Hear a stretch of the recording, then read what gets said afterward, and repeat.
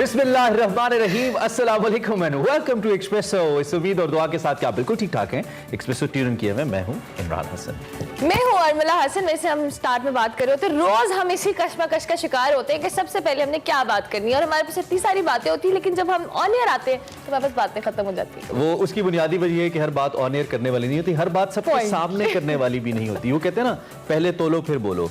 अब मुझे आज तक ये समझ नहीं आती कि पहले तोले कैसे होता। बहुत डी बात हुई है सुबह सुबह, लेकिन उम्मीद करती हैं जी आपके दिन का आगाज बहुत अच्छा हुआ होगा। लाहौर में फॉग बहुत ज्यादा है, सो पता नहीं किस मौसम की फॉग है, समझ नहीं आ रही मुझे। ये जाती सर्दियों की फॉग है। और जाती सर्दियों की फॉग का मतलब ये है कि अब आपके पास यही कुछ दिन है जिसमें आप एंजॉय कर सकते हैं। लेकिन इस वक्त जो सबसे क्रिटिकल बात यह है कि आप अंदर हों तो आपको गर्मी लगती है, आप बाहर हों तो आपको सर्दी लगती है। तो इस बदलते मौसम के अंदर सेहत के ऊपर इसका बड़ा असर पड़ सकता है। इसमें एक चीज जो बड़ी जरूरी है वो सेहत का ख्याल रखना है, खासतौर पर जो टेम्परेचर है। अब इस वक्त मैं बैठा हूँ, हमने प्रोग्राम शुरू किया, मुझे हल्की हल्की गर्मी महसूस हो रही है, लेकिन अब से कुछ देर बाद मे भी मौसम ऐसा लगे कि हल्की हल्की ठंड है। सो टेम्परेचर, जब हम एसी चलाएंगे तो हमें सर्दी लगेगी और जब हम एसी बंद करेंगे तो हमें गर्मी लगेगी। तो हम इसी कश्मकश में, मेरे ख्याल से बहुत सारे लोग होते हैं। और इस वेदर में, जैसे इमरान ने कहा, अपने बहुत बारिश होती है तो पानी आता है, ज्यादा बारिश होती है तो ज्यादा एसी चलता है तो ज्यादा सर्दी लगती है। ठीक हो गया जी। और आज के शो में हम बहुत सारी बातें करेंगे। पॉलिटिकल बातें होंगी, कुछ खाने पीने की बातें होंगी, कुछ स्किन की बातें होंगी। सब कुछ अभी नहीं बताऊंगी, सबसे पहले आपको बताएंगे आज की headline.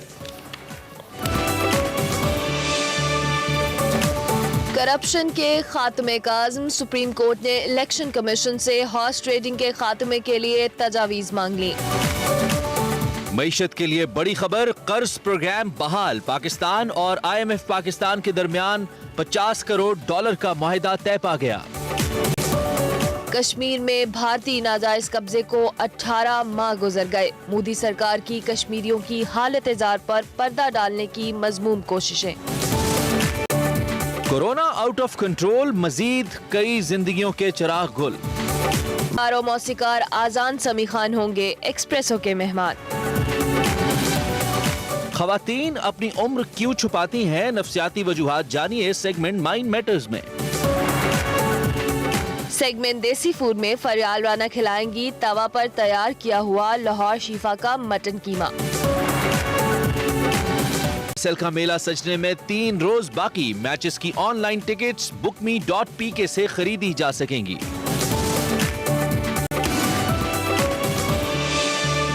Welcome back to Expresso.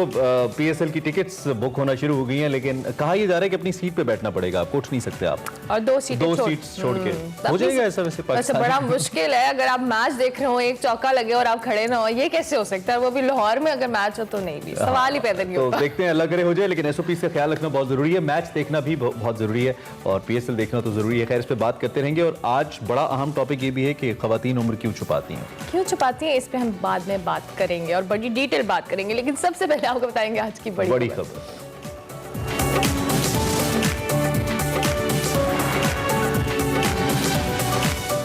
Welcome back. और सियासी दंगल, इस वक्त बड़ा दंगल है। सेनेट इंतखाबात की हम बात कर रहे हैं, बड़े सियासी दंगल की तैयारियां जारी हैं। इलेक्शन कमीशन ने उम्मीदवारों की इब्तदाई फहरिस्त जारी कर दी है और आज से उम्मीदवारों की स्क्रूटनी का अमल भी शुरू हो रहा है। दूसरी जानिब बात करें, सियासी जमातों ने ज्यादा से ज्यादा सीटें हासिल करने के लिए जोड़ तोड़ शुरू कर दी है। मफामत के बादशाह आसिफ अली जरदारी इस्लामाबाद पहुंच चुके हैं और अरकान असम्बली से राबते भी शुरू कर दिए हैं। हुक्मरान जमात की बात की जाए तो तहरीक इंसाफ टिकटों की तकसीम के मामलात पर इख्तलाफात का शिकार है। वजीर आजम ने सिंध अरकान के एतराजात को मुस्तरद करते हुए फैसल वाडा और सैफुल्लाह अब्दू को दिए गए टिकट बरकरार रखने का भी ऐलान कर दिया है। उधर सुप्रीम कोर्ट में बात की जाए तो सेनेट इलेक्शन में ओपन बैलेट से मुतालिक सदारती रेफरेंस पर आज समाअत हो रही है और गुज़िश्ता समाअत के दौरान सुप्रीम कोर्ट में चीफ इलेक्शन कमिश्नर काबिल शनाख्त बैलेट पेपर्स की भी मुखालिफत की है। बिल्कुल, और उन्होंने अदालत को बताया इस हवाले से कि काबिल शनाख्त बैलेट पेपर्स के कानून में कोई गुंजाइश नहीं है, इसलिए आइन में तरमीम करना लाजमी होगी। सुप्रीम कोर्ट ने इलेक्शन कमीशन की रिपोर्ट पर अदम इत्मीनान का भी इजहार किया है और रिमार्क्स दिए कि इलेक्शन कमीशन एक आज़ाद इदारा है, अहम कानून साजी से मुतालिक इलेक्शन कमीशन खामोश नहीं रह सकता। तमाम पहलुओं का जायजा लेकर तजावीज़ के साथ रिपोर्ट जमा कराई जाए, ऐसा कहना था सुप्रीम कोर्ट का। इसी सारी सूरत हाल पे चूंकि मामला थोड़ा सा टेक्निकल हो रहा है, हमें secretary election commission Kanwar Dilshad साहब ज्वाइन कर रहे हैं, उनसे जरा पूछते हैं कि वो टेक्निकली इस एंगल को कैसे देखते हैं। कंवर साहब, थैंक यू वेरी मच, सुबह खैर, कैसे हैं आप? खैरियत से? खैरियत। बहुत शुक्रिया हमें ज्वाइन करने के लिए। ये जो थोड़ा मामला टेक्निकल हो रहा है between supreme court and the government, इसको थोड़ा सा वाजे कीजिए क्योंकि अल्टीमेटली ये मामला रेफर तो पार्लियामेंट को ही होना है, क्योंकि पार्लियामेंट का मामला है, पार्लियामेंट में ही सेटल होगा और सुप्रीम कोर्ट कानून साजी की भी बात कर रही है इसके ऊपर। तो अब ये अल्टीमेटली आप इसको कैसे देख रहे हैं, क्या होगा इसमें?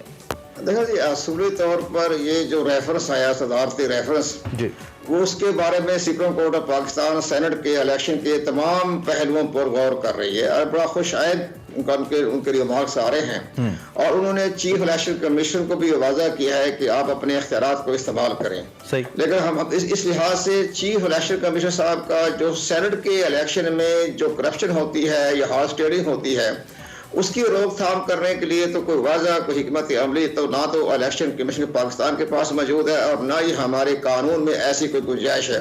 ये सिर्फ एक अपने ज़मीर का मामला है कि आप अपनी ईमानदारी से, दयानतदारी से अपना वोट उस मुश्तक आदमी को दें जो सेनेट का मेंबर बनने का अहल हो। लेकिन हमारी सियासी जमातों ने इसको एक कमर्शलाइज कर दिया है और उसमें ये कहा है कि जो अरबपति लोग हैं उनको वो टिकट देते हैं, उनसे बाद में पार्टी के फंड हासिल करते हैं। जब वो पार्टी के फंड हासिल करते हैं तो फिर वो करप्शन भी करता है और वो मुआहदे इंटरनेशनल तरीके से पाकिस्तान की आवाम को नुकसान पहुंचाता है। यहाँ हमारी सियासी पार्टियों का फर्ज बनता है कि ऐसे शख्स को आप टिकट दें जो अपने मामले में टेक्निकल तौर पर भी, सियासी तौर पर भी, समाजी तौर पर उसकी कोई हैसियत हो।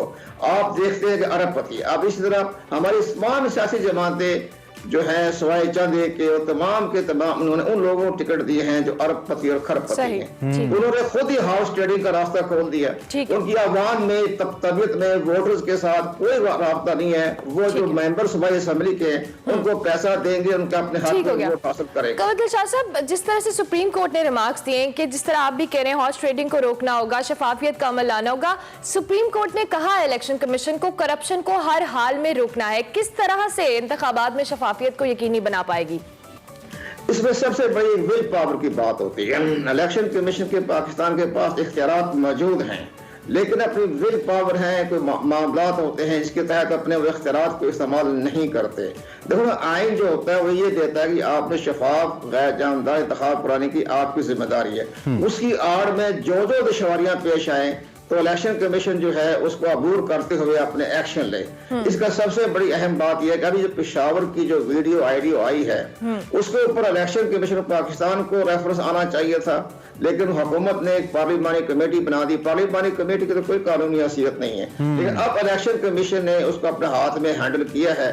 तो अब इलेक्शन कमीशन पाकिस्तान को चाहिए जिन जिन की शख्सियात के नाम आ रहे हैं, असद कैसर हो, स्पीकर हो, डिफेंस मिनिस्टर हो, देखो ना इलेक्शन कमीशन पाकिस्तान की नजरों में प्राइम मिनिस्टर हो, स्पीकर हो, चेयरमैन सेनेट हो, उनकी हैसियत कुछ भी नहीं है। वो एक मेंबर की हैसियत के तौर पे वो आइन के पाबंद कमीशन के आईनी तौर पर मेंबर की हैसियत से तलब करेगा ना, वो एज ए प्राइम मिनिस्टर को तलब तो नहीं करेंगे। आपके आप मेंबर है कौमी असेंबली का, आप तशरीफ ले आए।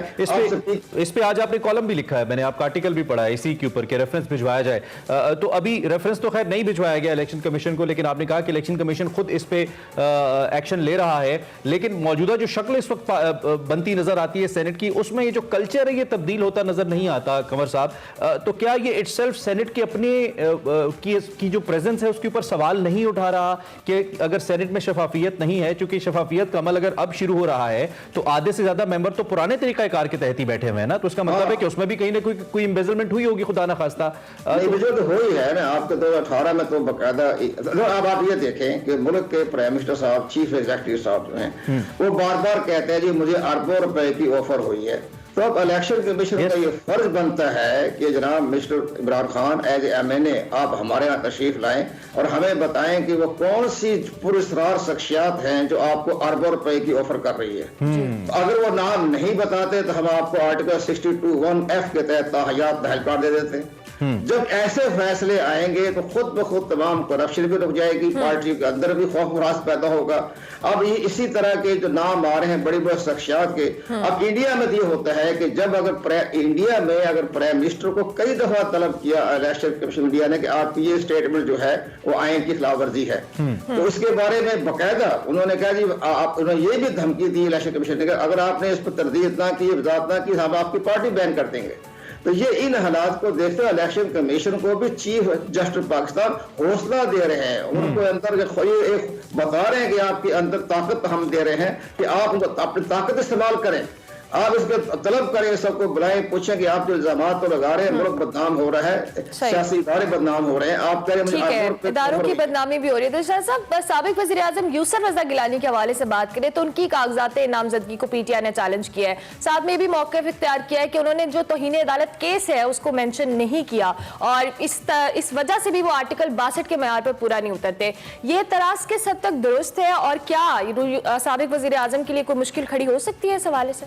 नहीं, ये मानवी हैसियत की बात है, इसके अंदर कोई हकीकत नहीं है। बहरहाल ठीक है कि जो स्कूटरी के वक्त जो है वो अपना जो ठीक है उन्होंने गलती की है साहब ने, समझ नहीं आ रही कि वकला उन्होंने कैसे इग्नोर कर दिया। वो लिख देते जी 30 सेकंड की सजा हुई और 30 सेकंड की सजा पर मैं वज़ीर आज़म नहीं रहा और मैं 5 साल के नाहिल हो गया, अब आप 8 साल हो गए तो मैं नाहलियत से निकल चुका हूँ। तो ये सारी चीजें उन्होंने अपने फारम में जिक्र करना चाहिए था, लेकिन इसकी बुनियाद पर उनके पेपर रिजेक्ट नहीं हो सकते।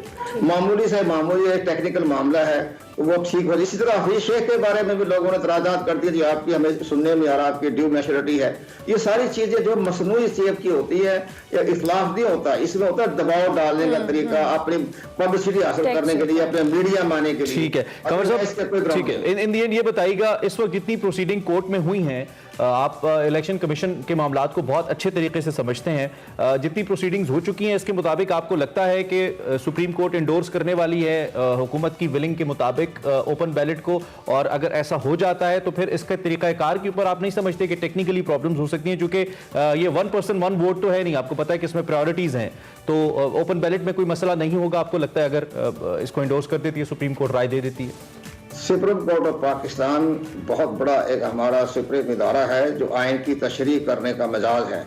वो ये कहेंगे, ये मशवरा देंगे, हमारी नाक़िस राय के मुताबिक, हम अदब के साथ बात कर रहे हैं, मामला चीफ जस्टिस पाकिस्तान के साथ है, तो हम ये कहेंगे वो अपनी राय देंगे कि जनाब इस पे जो हमारे कानून साज के जो मेंबर हैं कानून साजी कर लें और इसके ऊपर ऐसा जो करप्ट प्रैक्टिस हो रही है इसके लिए कोई रास्ता मुतय्यन करें। वो अपनी ओपिनियन देंगे, जो अपनी ओपिनियन देंगे, जो सदारती रेफरेंस जो ऑर्डिनेंस जो आया है ये खुद ब खुद तहरील हो जाएगा। ओके, इस लिहाज से तहरीर हो जाएगा कि इसलिए उसको सुप्रीम कोर्ट ऑफ पाकिस्तान किसी मामले में एंडोर्स नहीं इसलिए नहीं देती कि आर्टिकल 226 जो है ये पाकिस्तान की जमहूरियत की रूह है। ठीक, अब अगर ये मामला जमहूरियत की रूह है उसके ऊपर ये कहेंगे जी आप इसमें कोई तरमीम कर लें, ये नहीं कहें तरमीम कर, अपने कोई तरमीम करने का या उसका रास्ता निकालने के बारे में उनको एडवाइस करेगी अपने हुकूमत को भी पार्लियामेंट को भी, लेकिन कोई तरमीम करने की तो कोई इदारा मिजाज नहीं है सिवाय पार्लियामेंट के। बिल्कुल ठीक। एक और बड़ी अहम बात, ये आर्टिकल 226 जो है ये हमारे सियासी जमातों को ज़हन में बात नहीं आ रही, वकला को भी देखना चाहिए। ये ढांचा है, स्ट्रक्चर है आइन का, आप इस ढांचे को अब तब्दील तो हमारी मौजूदा पार्लियामेंट नहीं कर सकती। तो ढांचा जो होता है, स्ट्रक्चर जो होता है, इसमें आर्टिकल 2A हमारा स्ट्रक्चर है, आईनी ढांचा है, तो पाकिस्तान की कोई ताकत उसको तरमीम नहीं कर सकती। वो नजरिया पाकिस्तान है, पाकिस्तान की बुनियाद लाइन डालने पर रखी गई है, तो वो है आर्टिकल 2A, उसको तो कोई तरमीम नहीं कर सकती, कौमी असेंबली नहीं तरमीम कर सकती, तरमीम नहीं कर सकती। इसलिए हम ये कह रहे हैं कि वो राय देगी, अपनी राय का इजहार करेंगे और आप कह रहे हैं कि दोबारा रेफर करेंगे पार्लियामेंट को ही, ये सुप्रीम कोर्ट ये कर सकता है, ये आपका तज्जिया है। लेकिन बहरहाल मामला सुप्रीम कोर्ट में है, हाईएस्ट कोर्ट है हमारा, सुप्रीम कोर्ट ने ही फैसला करना है और सुप्रीम कोर्ट बड़ा तफसील से जायजा ले रही है सारी सूरत हाल का, एक एक पहलू, क्योंकि बहुत ही अहम और बहुत ही नाजुक मामला है, तो एक एक पहलू का जायजा लिया जा रहा है। बट वी होप कि जो भी फैसला है वो अच्छा हो, और अगर दोबारा कानून साजी की तरफ सुप्रीम कोर्ट इस मामले को भेजती है तो सदारती रेफरेंस कंवर साहब ये कह रहे हैं कि खुद ब खुद तहलील हो जाएगा। तो ये एक बड़ी डेवलपमेंट होगी जो कि डेफिनेटली गवर्नमेंट के हक में उस तरीके से नहीं होगी जिस तरह गवर्नमेंट चाहती है। इस पर बात करते रहेंगे, हमने ब्रेक ले ली। बिल्कुल, ब्रेक के बाद हाजिर हूं, स्टे ट्यून्ड टू एक्सप्रेसो।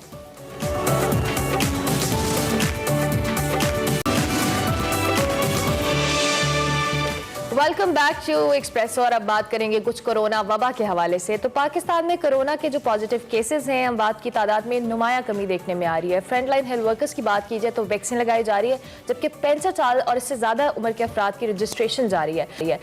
इस हाल में ये खबरें भी आ रही हैं कि चीन में जो मिनरल वाटर है और नमक मिले पानी पर मबनी वैक्सीन स्कैंडल बेनकाब हुआ है। तो दूसरी जानिब बात करें अमेरिका की, तो कोरोना की 7 नई किस्में दरियाफ्त हुई हैं। बरतानिया की बात की जाए तो कोरोना कोरोना की नई किस्म सामने आई है। ईडनबरा यूनिवर्सिटी के रिसर्च डिपार्टमेंट के मुताबिक इस नई किस्म को दरियाफ्त को B1525 का नाम दिया गया है और इसे जीनोम सीक्वेंसिंग की मदद से बरतानिया, अमेरिका, ऑस्ट्रेलिया और डेनमार्क समेत 10 ममालिक में दरियाफ्त किया गया है। बिल्कुल, और इस नई किस्म के 32 केसेस अब तक बरतानिया में दरियाफ्त हो चुके हैं। पाकिस्तान को कोरोना की दरियाफ्त होती नई इक़साम पर क्या स्ट्रैटेजी अपनानी चाहिए और सिंध हुकूमत की मंगवाई जाने वाली कोरोना वैक्सीन लगाने का तरीक़ाकार क्या होगा, इससे कौन कौन मुस्तफ़ीद हो सकता है, इस सारी सूरत हाल पर डॉक्टर अब्दुल बारी हमारे साथ मौजूद है जो कि सी इंडस हॉस्पिटल हैं। उनसे हम बात करते हैं, उनसे ज़रा पूछते हैं। डॉक्टर साहब, सबसे पहले तो ये जो नई इक़साम है ये हमें थोड़ा सा हम रिलैक्स होते हैं, फिर हमें और टेंस कर देती है कि नई किस्म आ गई कोविड की। तो ये जो अभी यूएस के हवाले से खबरें आ रही हैं, एक तो आपके पास क्या इत्तलात हैं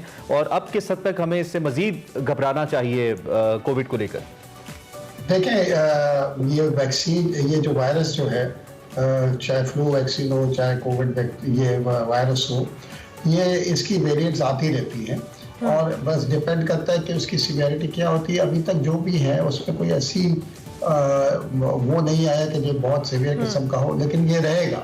जैसे फ्लू की वैक्सीन भी जो है ना हर साल जो है ना एक नई वेरिएंट के लिए बनती है, तो वो है। पाकिस्तान में भी जो आई थी, जो अभी उस दिन मेरी बात हो रही थी एक तकरीब में प्रोफेसर अताउर रहमान साहब से भी, तो उन्होंने भी कहा था कि सेकेंड वेव के अंदर भी कुछ उन्होंने काफ़ी वेरिएंट्स देखे हैं जो जीनोमिक जो है, और कुछ जो है ना जो, क्योंकि आपने उसका शेप देखा है वायरस का, इसमें स्पाइक्स हैं जो कि प्रोटीन स्पाइक्स कहलाती हैं, उसमें भी कुछ चेंजेस आई हैं।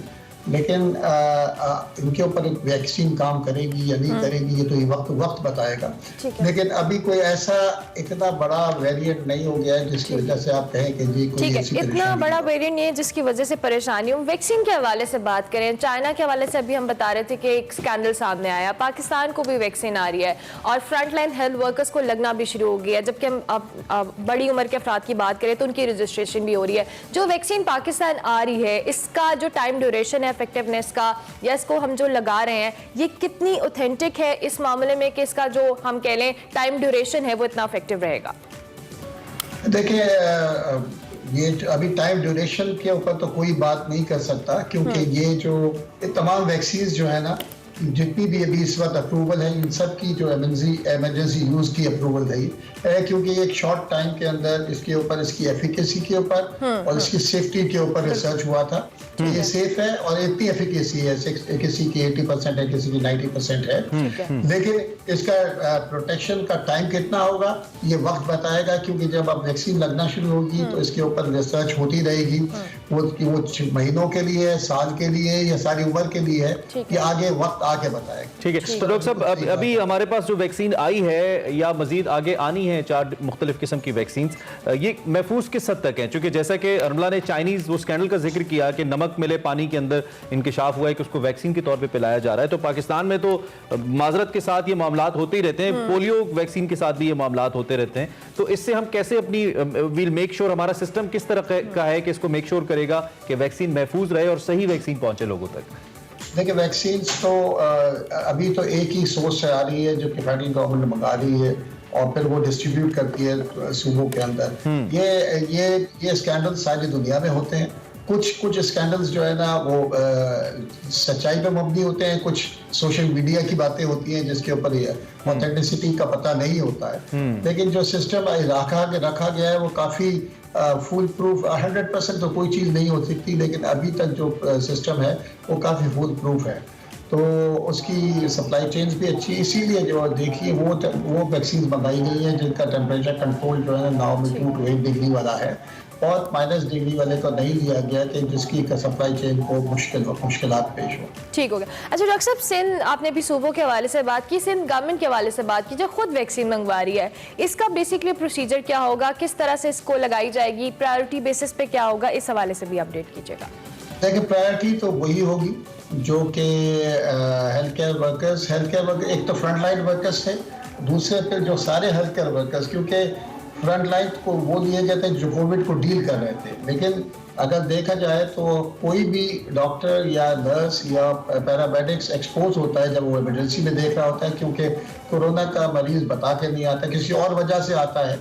अभी भी जब आप नॉर्मल सर्जरी के लिए आते हैं या किसी और वजह से एडमिशन होता है तो हर मरीज का जो है ना PCR टेस्ट कराया जाता है ताकि इस कहीं इसको कोविड तो नहीं है, क्योंकि फिर उसको आइसोलेट करना पड़ता है। तो उसमें शुरू में जब ये आज से जब ये पीक पे थी चीज़ें, चाहे पहली वेव की थी या दूसरी वेव की थी, तो ये तकरीबन 20 से 25% ऐसे मरीज जो कि किसी और मर्ज के लिए आए थे और जब उनको स्क्रीन किया गया तो वो कोविड पॉजिटिव निकले थे। अब ये बात आके अब आजकल जो है ये आ गई है तकरीबन 2% के ऊपर। अच्छा। तो इसलिए तो ये तो आपको देखना पड़ेगा कि वो बाकी हेल्थ केयर वर्कर्स, चाहे वो सिक्योरिटी वाले हों, फिर जो हॉस्पिटल्स के अंदर काम कर रहे हैं उनको, या क्लिनिक्स के अंदर काम कर रहे हैं, या फिर वैक्सीनेटर्स जो है उन सबको वैक्सीनेट करना पड़ेगा। उसके बाद उम्र के कल हमने एज के हिसाब से। ठीक है, कल हमने डॉक्टर नौशीन हामिद से भी ये बात की थी, जो पार्लिमानी सेक्रेटरी बराए सेहत हैं, उनसे भी हमारी बात हुई थी। आपसे भी मैं बीइंग अ डॉक्टर ये पूछना चाहूँगा, चूँकि आप एक बहुत बड़े हॉस्पिटल को हेड भी करते हैं, इस वक्त हम जो SOPs को लेकर चल रहे हैं, जिसमें हमने अभी भी मुख्तलिफ इदारे हैं या मुख्तलिफ रेस्टोरेंट्स हैं या शादी हॉल्स हैं, इसके ऊपर हमने मुख्तलिफ SOPs लागू किए हैं। ये मजीद सेकेंड वेरिएंट की सेवेरिटी को देखते हुए कितना आपको लगता है कि हमें रखना पड़ेगा, इन SOPs के साथ ही जाना पड़ेगा, या आपको लगता है कि जल्द हम इससे निकल पाएंगे? इस हवाले से क्या राय है आपकी? नहीं, देखिए मेरी बड़ी क्लियर राय है इसके अंदर। आपको जो है ना अब इस वायरस के साथ जीना सीखना होगा। जब तक देखिए जो तमाम जो वैक्सीन है ना, वो कोई 100% इफेक्टिव नहीं है। किसी की 91% है, कोई 87% है।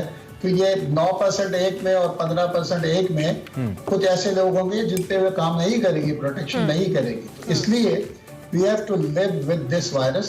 ये SOPs जो है ना, मास्क का इस्तेमाल, देखें आज जो सार्स आया था इधर सिंगापुर और इस इलाके में, तो उन्होंने उनकी एक आदत बन गई, वो नॉर्मली अब मास्क पहनते हैं। We have to live with this virus। बहुत शुक्रिया डॉक्टर अब्दुल बारी हद मौजूद थे, CEO इंडस हॉस्पिटल। हमें कोरोना की वैक्सीन के हवाले से जो भी टेक्निकल एस्पेक्ट्स थे वो भी बताया, और ये भी कहा कि हमें अब इस वायरस के साथ जीना सीखना होगा और एहतियात हमें उसी तरह से करनी है। इसी नोट पर हम एक ब्रेक लेंगे, ब्रेक के बाद हाजिर होंगे। Stay tuned to express.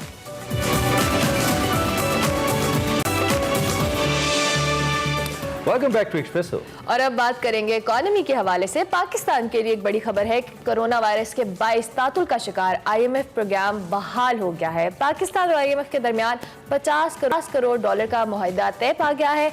IMF के एलामिया के मुताबिक पाकिस्तान ने स्ट्रक्चरल रिफॉर्म्स के हवाले से यकीन दहानी करवाई है। उसके बाद पाकिस्तान का जो कर्ज प्रोग्राम है उसको बहाल कर दिया गया है। IMF ने हुकूमती पॉलिसी में बेहतरी का एतराफ़ करते हुए कहा है कि हुकूमत ने दहशतगर्दों की माली मुआवनत रोकने के लिए इकदाम किए हैं। एंटी मनी लॉन्ड्रिंग के हवाले से बात करें, उसके कवानीन पर भी अमल दरामद करेगी। बिल्कुल, IMF ये कह रहा है तो यकीनी तौर पे अच्छी बात है। पाकिस्तान FATF के एक्शन प्लान को मुकम्मल करने की भी कोशिश करेगा। पाकिस्तान ने ये यकीन दहानी कराई है। दूसरी जानिब वज़ीर ख़जाना अब्दुल हफीज़ शेख ने ट्विटर पर अपने बयान में इस मुआहदे की तस्दीक करते हुए दावा किया है कि हुकूमत ने कोरोना वबा की वजह से पैदा होने वाली पेचीदगियों पर भरपूर कोशिश से काबू पाया है। इस सारी सूरत हाल पर पाकिस्तान के लिए खुशाइंद है या नहीं, और कितना खुशाइंद है, खुरम शहजाद साहब माहिर मुआशियात हमारे साथ मौजूद हैं, उनसे ज़रा बात करते हैं। Khurram, thank you very much. Morning. हुकूमत कोशिश कर रही थी, हमारे इजलास हो रहे थे, अब जब IMF के साथ हम एक सर्टन पॉइंट के ऊपर पहुंचे हैं, एक तो ये कि क्या ये टाइमली है हो जाना, चूंकि इससे पहले गवर्नमेंट ने जब शुरू में IMF प्रोग्राम को कंसल्ट किया था तो थोड़ा देर हो गई थी हमें। दूसरी जानिब इसके अंदर अब जो टर्म्स है जिसमें वंस अगेन एक्स्ट्रा टैक्सेस लगाना है, बिजली का महंगा किया जाना है और दीगर मामलात हैं, पाकिस्तान की मईशत बर्दाश्त कर पाएगी नियर फ्यूचर में जब ऑलरेडी इतनी इन्फ्लेशन है?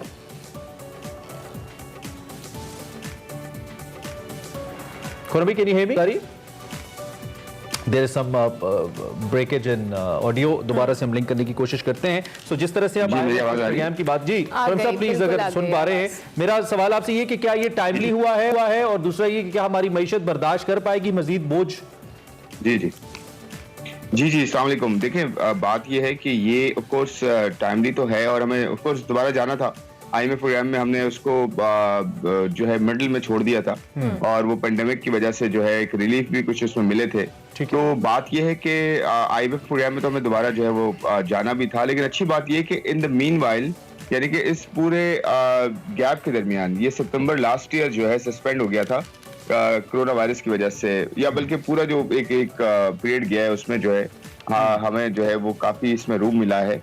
तो अच्छी बात यह है कि इस रूम के दरमियान जो हमें एक पीरियड मिला, इसमें इकोनॉमी का चलना रिजर्व्स का बेहतर होना और जो है रेमिटेंसेस आना और दूसरी वजूहत की वजह से जो है आपकी इस सिचुएशन में होना कि आप आईएमएफ के साथ बैठ के टेबल पे थोड़ी बेहतर बात कर सकें, तो ये एक अच्छी चीज हुई और इसकी वजह से हो सकता है कि टैक्सेस में शायद बहुत जल्दी बहुत ज्यादा इजाफा ना हो और जो है और चीजें जिस तरह से इंटरेस्ट रेट्स हैं बहुत जल्दी उसमें इजाफा ना हो, क्योंकि रुपी स्टेबल है और रुपी डॉलर के अगेंस्ट अभी थोड़ा सा बेहतर हुआ है और 160 रुपए से नीचे आया है डॉलर। तो मेरे ख्याल में सिचुएशन जो है हम जो है इतने कॉम्प्रोमाइजिंग सिचुएशन में नहीं है इस वक्त। आपके पास जो रेमिटेंसेस आई हैं और एक्सपोर्ट्स थोड़ी सी बेहतर हुई हैं, उसकी वजह से आपके यहाँ और साथ साथ कुछ कर्जात भी मिले हैं हमें शॉर्ट टर्म में। आईएमएफ से भी $1 बिलियन मिल गए थे कोरोना वायरस के दरमियान, तो उसकी वजह से आपके यहाँ जो रिजर्व्स हैं वो बेहतर हुए। जब रिजर्व्स बेहतर होते हैं तो आपकी करेंसी बेहतर होती है, करेंसी बेहतर होती है तो आपके यहाँ जो इम्पोर्टेंट इन्फ्लेशन है उसका कंटेंट कम हो जाता है और लोकली भी सब्जियों की कीमतें वगैरह थोड़ी नीचे आई हैं। तो ये सब मिला के जो है सिचुएशन हमारे एंड से टेबल पे बैठ के बात करने से थोड़ी सी बेहतर है। अब ये देखना है कि हमारे पॉलिसी मेकर्स किस तरह से इसको जो है अपने जिस तरह से अभी आपने बात की कि हर चीज एक दूसरे से इंटरलिंक है और इसी तरह से महंगाई, अब चूंकि अभी ये प्रोग्राम बहाल हुआ आईएमएफ का, इससे महंगाई कम होने के इम्कान हैं या आम पब्लिक तक इसका जो कोई इम्पैक्ट है या असर है वह पहुंचेगा? नहीं देखिए, आईएमएफ के साथ तो आप इसलिए जो है वो ये एग्रीमेंट करते हैं कि दो चीजें होती हैं उसमें कि आपके पास जो है पैसे बाहर जो स्टेक होल्डर्स जिनके साथ आप ट्रेड करते हैं, जिनसे कर्जात आप लेते हैं, बाहर वर्ल्ड बैंक से लेते हैं आप और दूसरे कंट्री से आप कर्जात लेते हैं, तो उनके साथ अगर आप रीपे नहीं कर सकते, वापस पैसा नहीं दे सकते, आपके पास इतनी इस्तात नहीं होती, तो आईएमएफ उस वक्त आता है। और आईएमएफ एक और वजह से भी आता है कि आपके यहाँ डिसिप्लिन अगर नहीं है, आपके यहाँ जो है सब्सिडी बहुत ज्यादा दी जा रही है, आपका पैसा बहुत ज्यादा जाया हो रहा है और आप सही से अपने टैक्सेस इकट्ठे नहीं कर पा रहे, तो उसमें कुछ ना कुछ चीजों को डिसिप्लिन करने के लिए इस तरह के आप एग्रीमेंट करते हैं ताकि आप आहिस्ता आहिस्ता बेहतरी की तरफ आए और एक बार बेहतर हो जाए तो फिर आईएमएफ से निकल जाएं या प्रोग्राम पूरा कर जाएं। तो उनकी कुछ इस तरह की चीजें होती हैं। इसके लॉस इसके नुकसानात भी बहुत ज्यादा होते हैं। लेकिन देखिए, जब हम खुद अपनी इकोनॉमी को ठीक नहीं कर सकते तो नेचुरली हम किसी और को देंगे तो वो आप अपनी जो है मनवाएगा। तो इसमें ये हो सकता है कि आपके यहाँ बिजली की कीमतें मजीद बढ़ें क्योंकि आपके बिजली के सेक्टर में जो है रिफॉर्म्स यानी कि उसमें जो इस्लाहात करनी चाहिए हैं अभी तक उस तरह से नहीं हुई हैं। गवर्नमेंट ने इनिशिएटिव्स तो लिए हैं, आईपीपीएस के साथ बैठ के मुआहदा रिव्यू किया है और भी चीजें हो रही हैं, बट अभी तक वैसी चीजें नहीं हुई हैं। तो रिजल्टली आपके यहाँ इन्फ्लेशन कम नहीं होगी। ये हो सकता है कि बहुत ज्यादा बढ़े भी ना, लेकिन कम नहीं होगी। ये फॉर श्योर है। तो इस वक्त ओवरऑल इस प्रोग्राम के आने के बाद यकीनी तौर पे एक मस्बत इंपैक्ट तो आएगा मार्केट के अंदर। आपने खुद भी उसकी तरफ इशारा किया। हमारी जो कैपिटल मार्केट है पिछले कुछ दिनों में उसमें कुछ बेहतरी का रुझान आया है, लेकिन ओवरऑल हम अगर चंद माह की बात करें लास्ट क्वार्टर की, इनफैक्ट तो थोड़ा सा उसमें डिप भी रहा है। हमें लगा है कि जो हमारी कैपिटल की सूरत में इक्विटी थी वो निकली है पाकिस्तान से और ओब्वियसली उससे एक फर्क पड़ता है। दूसरी जानिब हम फॉरेन डायरेक्ट इन्वेस्टमेंट को उतना अट्रैक्ट नहीं कर पाए जितना हमें करना चाहिए था। तो अब जब फैटिफ के अंदर हम फोर्सी कर रहे हैं कि शायद हमारी सिचुएशन बेहतर हो जाए, आईएमएफ हम पे ट्रस्ट कर रहा है, तो आपको लगता है कि जो एफडीआईज हैं उसको भी हम अट्रैक्ट कर पाएंगे और कुछ अच्छे पैसे वहां से भी हमें मिल जाएंगे आने वाले वक्त में? देखिए, वही जो दूसरा फायदा मैं बता रहा था, फायदा क्या शॉर्ट टर्म में उसका एक बेनिफिट होता है कि आपके पास जो है जो फॉरेन मनी है वो आना शुरू हो जाती है, या फिर आपको जो है वर्ल्ड बैंक और दूसरे जो डोनर एजेंसीज हैं वो आपके साथ फिर मिल जाते हैं कि जी आप आईएमएफ प्रोग्राम में हैं, आईएमएफ इंडोर्स कर रहे हैं कि जी ये हमारे साथ चल रहे हैं और सही चल रहे हैं। आईएमएफ हर क्वार्टर में रिपोर्ट देता है कि जी पाकिस्तान ने ये टारगेट्स पूरे कर लिए हैं या नहीं किए हैं या कैसे वेव ऑफ मिला है। तो उस हिसाब से दुनिया आपको देख रही होती है। इस नैश पे हम पहुंचे हुए हैं, पिछले कोई 30-35 साल से हम आईएमएफ में जा रहे हैं, बेल आउट प्रोग्राम्स ले रहे हैं। तो ये नेचुरली ऐसा होता है कि जब आईएमएफ प्रोग्राम में आप होते हैं तो आपको एक बेनिफिट होता है। जी ठीक है, ठीक है। Once again, I think there is something wrong with the internet connection.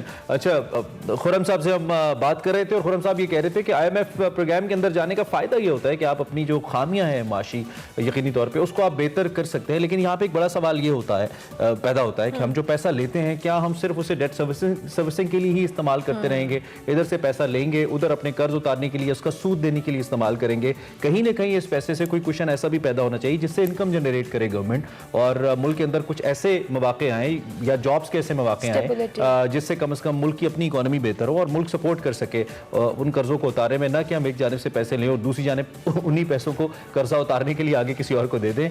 इस सारी सूरत हाल के अंदर खुरम साहब आई थिंक कनेक्ट हुए, हम क्विकली जरा वाइंड अप कर दीजिएगा गुफ्तगू को अगर आप सुन पा रहे हैं तो। जी जी, मैं यही कह रहा था कि देखें आईएमएफ प्रोग्राम का यही फायदा, आपने बिल्कुल सही अभी एक्सप्लेन भी कर दिया अच्छी तरह से। तो मार्केट की जहाँ तक ताल्लुक है, स्टॉक मार्केट का भी, फाइनेंशियल मार्केट्स का भी, वहाँ पे भी ये इस चीज को पॉजिटिवली लिया जाता है कि आईएमएफ प्रोग्राम में दोबारा चले गए हैं, दोबारा जो है वो एग्रीमेंट्स हो गए हैं और आईएमएफ ने आपको इंडोर्स किया है कि जी आप ऑन ट्रैक हैं, आपकी परफॉर्मेंस बेहतर है। ये बहुत बड़ी चीज होती है शॉर्ट टर्म में एटलीस्ट। तो देखना ये होगा कि हम आईएमएफ प्रोग्राम को कैसे अपनी फेवर में जो है वो यूज करते हैं और ये होपफुली आखिरी प्रोग्राम हो और हम डिसिप्लिन हो, हमारे टैक्सेस बेहतर हो, एक्सपेंडिचर्स बेहतर हो, हमारी जो है वो डिसिप्लिन टूट जाए खुरम साहब। जी जी जी बिल्कुल। Thank you sir, thank you very much for your time. बहुत शुक्रिया, आप हमारे साथ मौजूद थे। खुरम साहब हमें मईशत के हवाले से बताएं। बिल्कुल इसी नोट पर हम एक ब्रेक लेंगे, ब्रेक के बाद हाजिर होंगे। आप देखते रहिए एक्सप्रेसो।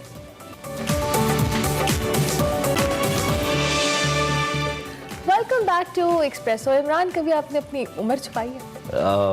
यस।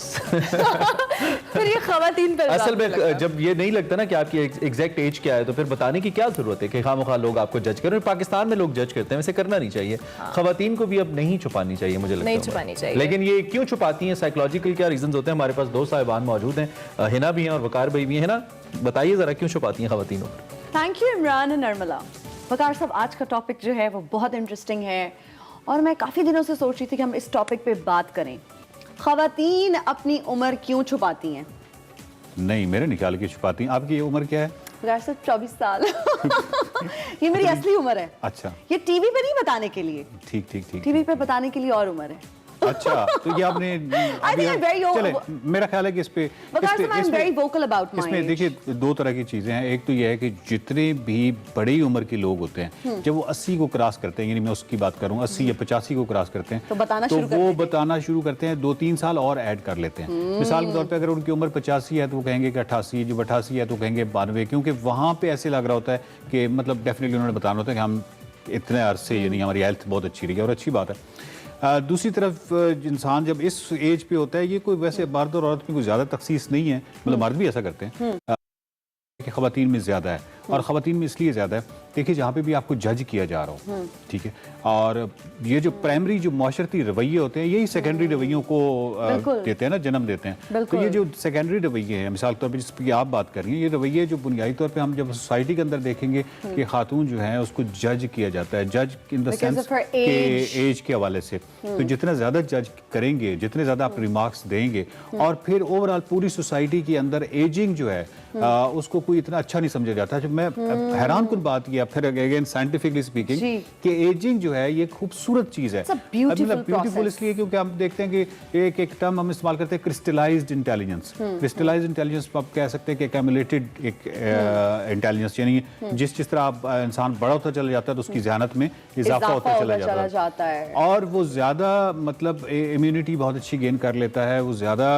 अकल की वजह से वो ज़्यादा प्लेयर्स और उसकी ज़ौक़ की परवरिश हो जाती है, वो बहुत सारे टेस्ट डेवलप कर लेता है, बहुत सारी चीज़ें। तो ये सारी चीज़ें जो बड़ी खूबसूरत हैं, लेकिन क्योंकि सोसाइटी में इन खूबसूरतियों में तो ध्यान तब जाता है ना जब आपके खास ज़हानत का एक लेवल होता है। अगर नहीं है तो फिर सोसाइटी जो है वो बहुत छोटी छोटी चीज़ों पे उनको ज़्यादा, एक ऐसी जो बेमानी चीज़ें हैं उनको ज़्यादा बेवकत देती है, और जब वो ज़्यादा बेवकत देती है, आप किसी भी जगह पे सोसाइटी में किसी जगह भी आप बैठ जाएं, तो एजिंग को तो कभी भी कोई खूबसूरत, यानी और स्पेशली पर्टिकुलरली खवातीन के हवाले से तो कभी भी नहीं कहा, और उसको एक मनफियत यानी नेगेटिविटी के तौर पे लेते हैं। तो डेफिनेटली एक आपका एक रद्द अमल, यानी फिर खवातीन से क्या आएगा रिस्पांस, फिर उनका यही होगा कि they'll start hiding their age। वकार साहब, अक्सर ये कहा जाता है कि खवातीन से उनकी उम्र और मर्द से उसकी सैलरी नहीं पूछते।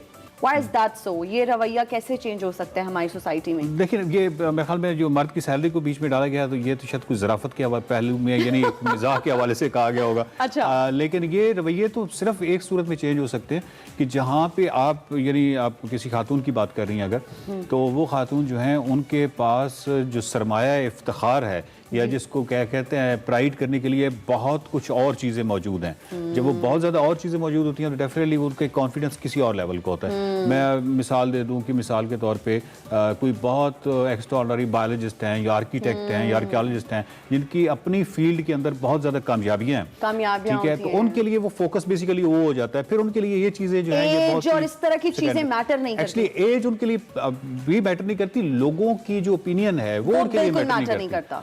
लोगों का जो रद्द अमल है या लोगों का जो रिस्पॉन्स है वो उनके लिए नहीं करता, मैटर नहीं करता। तो उनके लिए बेसिकली वो वाली चीज़ें मैटर करती हैं। वकार साहब, मैं अपनी अम्मी से बात करी थी, उन्होंने बताया कि उनके टाइम में लड़की को अगर मास्टर्स करा दिया जाता था तो लगता था भाई इसकी तो उम्र बहुत ज़्यादा है, अब इसकी शादी शायद मुश्किल से ही हो। मतलब मास्टर्स लोग नहीं कराते थे, ना कराने की वजह ये थी कि ये एक लेबल लग जाएगा कि इसने मास्टर्स किया हुआ है, मतलब ये इतनी बूढ़ी है। जी हाँ, अब तो ये वाला माइंडसेट अभी भी आई थिंक उस टाइम से अभी तक कोई एज सच चेंज नहीं आया। जी हाँ, लेकिन अब ये है कि अब शायद हम एक लफ्ज़ इस्तेमाल करते हैं ना कि 40 इज़ नाउ न्यू 30। तो Exactly.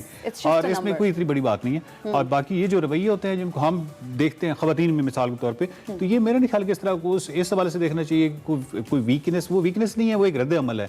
मिसाल के तौर पे आप ये भी देखिए कि एक ख़ास सिनफ के हवाले से, मैं अभी उसका नाम नहीं लेना चाह रहा, लेकिन एक ख़ास सिनफ के हवाले से हम कहते हैं कि वो सिनफ बड़ी मक्कार है। एक ख़ास जेंडर के हवाले से हम एक लफ्ज़ इस्तेमाल करते हैं ना कि वो जेंडर जो है वो मक्कार, या हम कह देते हैं, मतलब जनरली हम औरतों के हवाले से कहते हैं ना कि औरतें बड़ी मक्कार होती हैं। अगर जब नफ्सियात में अब जाएं तो आपको पता चलता है कि वो औरतें मक्कार नहीं होती, वो उनका एक डिफेंस मैकेनिज्म है, मुदाफ़ती नफ्सियाती मुदाफ़ती निज़ाम है कि जहाँ भी जिस माशरे में भी जबर होगा तो उस जबर के अंदर उसने सर्वाइव करना है। तो सर्वाइवल के लिए उसने डिफेंस मैकेनिज्म डेवलप किए हैं ताकि वो जिस तरह खुशामद होती है, खुशामद एक डिफेंस मैकेनिज्म है और बेशक नेगेटिव है, लेकिन वो बंदा सर्वाइवल के लिए किसी पावरफुल या अथॉरिटी की खुशामद करके वो 4 घड़ियां अपनी आसानी से गुजार लेता है और उसके साथ वो डेवलप करना शुरू हो जाता है वो झूठ जो है। तो इसी तरीके से ये जो मक्कारी है, इसी तरीके से जो एज के हवाले से एज को छुपाना है, तो इसकी एक जिम्मेदार सोसाइटी है। और दूसरा मेरा ख्याल है कि फ़र्द पे भी हम जिम्मेदारी इस तरह डाल सकते हैं कि उसको ज़्यादा से ज़्यादा अपने आप को ग्रूम करना और ज़्यादा से ज़्यादा और जो फील्ड्स हैं उनको एक्सप्लोर करना, अपने और चीज़ों को, अपने और अच्छी क्वालिटीज़ को पॉलिश करें instead of worrying about as कि मेरी तो ये एज अभी मैं अगर बताऊंगी तो ये सोचा जाएगा या ये मेरे बारे में परसेप्शन बन जाएगा। बिल्कुल बिल्कुल। और बल्कि ये भी होना चाहिए कि उनको थोड़ा सा इस पर्सपेक्टिव से सोचना चाहिए कि जैसे जैसे उनकी एज बढ़ती जा रही है वैसे वैसे उनकी क्रिस्टलाइज्ड इंटेलिजेंस जो है वो बढ़ती चली जा रही है। कहते हैं ना एज ग्रेसफुली, तो आई थिंक ये बहुत खूबसूरत एक प्रोसेस है जब आप ग्रेसफुली एज करते हैं और आप इसको ग्लोरीफाई करते हैं और इस चीज को बाकायदा एंजॉय करते हैं। एज की जितनी भी आपकी स्टेजेस हैं आप उसको एंजॉय करते चले जाते हैं। That is very important. बिल्कुल। बल्कि मेरा ख्याल है कि कंक्लूडिंग रिमार्क्स देता जाऊं कि आपको तो जिस तरीके से वेस्ट में हमने देखा है या मुख्तलिफ ममालिक में कि वहाँ पे एज के साथ साथ आपको एक और खुशी होना शुरू हो जाती है ना कि अब हम रिटायर्ड होंगे और अब हम दुनिया घूमेंगे या अपनी यानी मुख्तलिफ जगहों पे आपने बहुत जिंदगी में अगर किताबें जितनी नहीं पढ़ी वो पढ़ लेंगे। और यहाँ पे क्या है वकार साहब कि अभी तो जवानी है, घूम फिर लें, बुढ़ापे में फिर किसने कहाँ जाना है। एग्जैक्टली। आई थिंक ये माइंडसेट भी चेंज होने की जरूरत है। बिल्कुल बिल्कुल। Thank you so much for your time Waqar साहब। By the way what's your age Waqar साहब? रहने से मैंने पहले आपको तस्दीक की थी कि इसमें सिर्फ औरत नहीं मर्द भी जो है वो भी उनके अंदर भी ये मेरा एक डिफेंस मैकेनिज्म है, इसको रहने दें। Alright, thank you so much for your time Waqar साहब।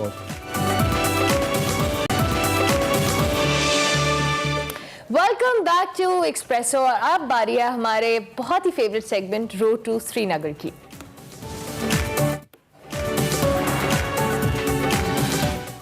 आपको पता है इमरान, हमने रोड टू श्रीनगर में ढल झील के मनाजिर आपको दिखाए थे और वो जमी हुई झील थी और अब उसके हवाले से देखते हैं कि वो वहाँ पे जो बर्फ है वो पिघल रही है। बर्फ पिघल रही है और क्या खूबसूरत मनाजिर बन रहे हैं वहाँ पे। इस वक्त आप को ये मनाजिर दिखाते हैं, ये ताज़ा तरीन मनाजिर है। और हमारी जो खास बात है जो मुझे खुद भी बहुत अच्छी लगती है कि ये एक्सक्लूसिव मनाजिर है जो आपको दिखाते हैं, यू नो सिर्फ हमारे पास होते हैं ये। और हम आपको कश्मीर लेके जाते हैं, कश्मीर में श्रीनगर लेके जाते हैं और श्रीनगर में ये जो खास तौर पे ढल झील है इसका एक अपना एम्बियंस, इसका एक अपना खूबसूरती है जो आप देखते रहे। और चाहे वो बर्फ जमी हो वहाँ पर या पिघल रही हो, आप देखें कितने खूबसूरत मनाजिर है। और जिस तरह से इमरान कह रहे थे कि ये एक्सक्लूसिवली सिर्फ एक्सप्रेसो के पास होते हैं क्योंकि हम लगता है कि बल्कि हमारे दिल के ये बहुत करीब सेगमेंट है। हाँ, सेगमेंट सिर्फ हमारा है और हम कश्मीर को इस तरह से और इसलिए भी हाईलाइट करते हैं क्योंकि हमें लगता है कि कश्मीर पाकिस्तान का हिस्सा है, शारग है और इसको अगर हम इसका जिक्र ना करें तो मेरे ख्याल से हमारा जो एक्सप्रेसो है उसका एसेंस पूरा नहीं होता। अच्छा, अभी आप ये देखिए कि अभी भी स्नोफॉल यहाँ पे हुई है, ये फ्रेश स्नोफॉल ही लग रही है। अगरचे कि ढल झील तो फ्रोजन नहीं रही है लेकिन स्नोफॉल है यहाँ पे। और इसके साथ साथ जो बादल हैं वो भी अपनी जगह पे मौजूद हैं। सो इससे अंदाजा लगाया जा सकता है कि अभी भी टेम्परेचर शायद यहाँ पे माइनस में जा रहा होगा यकीनी तौर पर। वैसे आई वंडर कि किस तरह की सर्दी होगी और जो लोग वहाँ पर रहते हैं अनफॉर्चुनेटली इतने जो कह लें सूटेबल हालात नहीं है। ये अरमला का रिवायती तरीका है। देखें जिस तरह से अपनी बोट बोट से बर्फ हटा रहे हैं, ये रवायती तरीका है चप्पू के जरिए, और फिर ये चलाई भी जाती है यहाँ पे। अब सयाह एक वक्त में आई विश के कुछ ऐसा हो कि सयाह जाए पाकिस्तान कश्मीर, उसके अंदर हम भी जा सकें और इसकी खूबसूरती को अपनी असली आंखों से देख सकें, ना कि कैमरे की आंख से। अच्छा, डल झील है तो बहुत प्यारी, लेकिन आपने देखा है कि एक अजीब सी उदासी है इस म्यूजिक की। इतनी खूबसूरत मुझे म्यूजिक लगता है, लेकिन अनफॉर्चुनेटली वही बात, जब हमारे बैक ऑफ द माइंड एक चीज है तो ये म्यूजिक हमें उदास करता है, और इसके अंदर हमें उदासी नजर आती है। यकीनी तौर पे कई शहीदों का खून है इन फिजाओं के अंदर, और कई शहीदों के नारे हैं, कई माओं की सदाएं हैं, आहें हैं, कई बहनों की आहें हैं, जिनको जो भारत की वजह से और भारत के नाजायज कब्जे की वजह से दुनिया तो नहीं सुन रही, लेकिन हम तो सुनाने की कोशिश कर रहे हैं, करते रहेंगे। भारत का नाजायज कब्जा कई दिहाइयों से जारी है। पिछले 18 माह से खास तौर पे हम अगर बात करें तो मजलूम कश्मीरियों पर सख्त पाबंदियां आयद हैं, और भारत कश्मीरियों की हालत जार पर पर्दा डालने की मजमूम कोशिशें भी कर रहा है। बिल्कुल, और आलमी सतह पर मजलूम कश्मीरियों की हमायत से खौफजदा है। इसलिए आलमी मीडिया और इंसानी हकूक की तंजीमों की बजाय मकबूजा कश्मीर में गैर मुल्की सफारतकारों को कल यानी कि 17 फरवरी से गाइडेड दौरे कराने की कोशिश कर रहा है, जिसका मकसद मकबूजा कश्मीर में इंसानी हकूक की जो पामालियां हैं उनसे बैनुल-अक़वामी तवज्जो हटाना और आलमी बरादरी की आंखों में धूल झोंकना है। पाकिस्तान ने भारत की मजमूम कोशिशों को मुस्तरद करते हुए ये मुतालबा किया है कि मकबूजा कश्मीर में आलमी मीडिया हो और इंसानी हकूक की तंजीमों को रिसाई दी जाए, और उधर पाकिस्तान अमन की जदोजहद में मसरूफ भी बिल्कुल है। और ये प्लांटेड किस्म के दौरे ना करवाए भारत, कम से कम अगर आपने अगर एस्टैब्लिश करना है तो फिर आजाद अथॉरिटीज को लेकर जाएं, मुमकिन बनाएं, और फिर उसके बाद दुनिया को दिखाएं कि आपने कैसे इतनी बड़ी आबादी को जेल में तब्दील कर रखा है। दूसरी जानिब पाकिस्तान की हम अगर बात करें, आजाद कश्मीर में कश्मीर प्रीमियर लीग हो रही है, क्रिकेट लीग कश्मीर के अंदर होने जा रही है। इस प्रीमियर लीग में आजाद कश्मीर की 6 टीमें हिस्सा ले रही हैं, और ये इवेंट 16 से 27 मई तक मीरपुर, रावलपिंडी और मुजफ्फराबाद में खेला जाएगा। कश्मीर प्रीमियर लीग, जिसे KPL भी कहा जा रहा है, इसका ऑफिशियल तराना आजादी रिलीज कर दिया गया है। यह तराना आलमी शोहरत याफ्ता गुलकार और मौसीकार उस्ताद राहत फतेह अली खान साहब ने गाया है। हमें मौका मिला तो हम राहत साहब से बात भी करेंगे इस हवाले से, और इस सारी सूरत हाल पर में कश्मीर एक खुसूसी हैसियत के साथ और कश्मीरी रह रहे हैं, हर किस्म की आज़ादी उन्हें हासिल है। भारत ने इसको दुनिया की सबसे बड़ी जेल में तब्दील कर रखा है, और भारत क्यों कर मुकर सकता है उन करारदादों से जिसे वो खुद देकर यूनाइटेड नेशंस में गया था। Lieutenant general retired Amjad Shoaib साहब, डिफेंस एनालिस्ट, हमारे साथ इस वक्त मौजूद हैं, उनसे हम बात करते हैं। अमजद शुएब साहब, सबसे पहले तो जो बड़ी खबर है, ये जो गाइडेड टूर्स के हवाले से भारत एक प्लान कर रहा है कि प्लांटेड दौरे करवाए जाएं और अपनी मर्जी की राय कायम करवाने की कोशिश की जाए दुनिया से। ये किस हद तक न कर पाएगा भारत, क्योंकि इस वक्त दुनिया तो देख रही है और दुनिया पे हकीकत आश्कार हो चुकी है कि भारत क्या कर रहा है वहां पे। देखिए, ये एक कवर अप करने की एक कोशिश है। जो कुछ वहां पे हो रहा है और जो कुछ हो चुका है वो रिकॉर्डेड है। ह्यूमन राइट्स ऑर्गेनाइजेशंस ने इसके ऊपर और इंटरनेशनल मीडिया ने इसके ऊपर बड़ा काम किया है। आपको सारी इंफॉर्मेशन मिल जाती है इंटरनेशनल मीडिया से। लेकिन चीज ये है कि भारत अपने तौर पे एक आप कह लीजिए कि एक इमेज बिल्डिंग, एक आप परसेप्शन क्रिएट करने के लिए ये लेपापोची वाला काम कर रहा है कि वहां पे जाके एक कंडक्टर टूर कराया जाए। आप सिर्फ उन जगहों पे लेके जाएं जहां पहले से इंतजामात मौजूद हों, और वहां पे आके ब्रीफिंग भी आपको वो मिले जो कि हुकूमत ने लिख के दी हूँ। तो वो फिर कोई प्रोपेगेंडा कैंपेन की और उसमें कोई खास एलिमेंट नहीं है। और मेरा नहीं ख्याल कि इंटरनेशनल कम्युनिटी या जिन लोगों को लेके जाएंगे, जो डिप्लोमेट्स वगैरह फॉरेन डिप्लोमेट्स वहां पे हैं, वो इतने ही गए गुजरे हैं कि वो भारत की ये चाल समझेंगे नहीं और वो चीजें देखेंगे नहीं। आफ्टर ऑल ह्यूमन राइट्स का जहां तक ताल्लुक है, उसमें इंटरनेशनल ह्यूमन राइट्स ऑर्गेनाइजेशन जो कि यूनाइटेड नेशन की है, उन्होंने एक रिपोर्ट कंपाइल की थी, कोई 1.5-2 साल पहले उन्होंने इशू की, और उसमें इतने मजालिम और इतना कुछ दर्ज था कि वो दिल हिला देने वाली बात। लेकिन उसमें एंड पे उन्होंने साथ ये कहा था कि फैक्ट फाइंडिंग मिशन जो है वो जाना चाहिए इंडियन हेड कश्मीर। पाकिस्तान ने ऑफर किया, हमने कहा कि जनाब हमारे यहाँ जब भेजना चाहे भेजें, लेकिन साथ आपको वो जो गैर कानूनी तौर पे कब्जा किया हुआ है भारत ने वहां भी भेजे। बिल्कुल। और वो आज दिन तक उनको नहीं लेके गए, उनको इजाजत नहीं दी। फैक्ट फाइंडिंग मिशन जो है वो जाके सही चीजें देखेगा और जहां उनका जी चाहे वहां जाएगा, वो आके रिपोर्ट देंगे। लेकिन अगर आप उनको किसी 2 जगहों पे ले जाएं जो आपने पहले से तैयार की हुई हैं, तो ये डिप्लोमेट जो है वो वक्ती तौर पे तो मुतमईन होके आ जाएंगे, लेकिन उनको अंदाजा है, अक्सर वो भी अखबार देखते हैं, वो भी सारी रिपोर्ट्स ये वगैरह पढ़ते हैं। अंदाजा पूरी दुनिया को है। पाकिस्तान ने इस हवाले से पूरी कोशिशें भी की हैं, आलमी फोरम से आवाज उठाई है, बरतानवी पार्लियामेंट में इस हवाले से आवाज उठी है कि किस तरह से भारत कश्मीरियों पर जुल्म ढा रहा है। अब पाकिस्तान के अगर हम बात करें, ये तमाम तर जो चीजें इंटरनेशनली हाईलाइट हुई हैं मोदी सरकार पर, इसका कितना दबाव है, और अगर है तो किस हद तक मौसर साबित होगा जब पूरी दुनिया कश्मीर पे होने वाले मजालिम के हवाले से बाखबर है?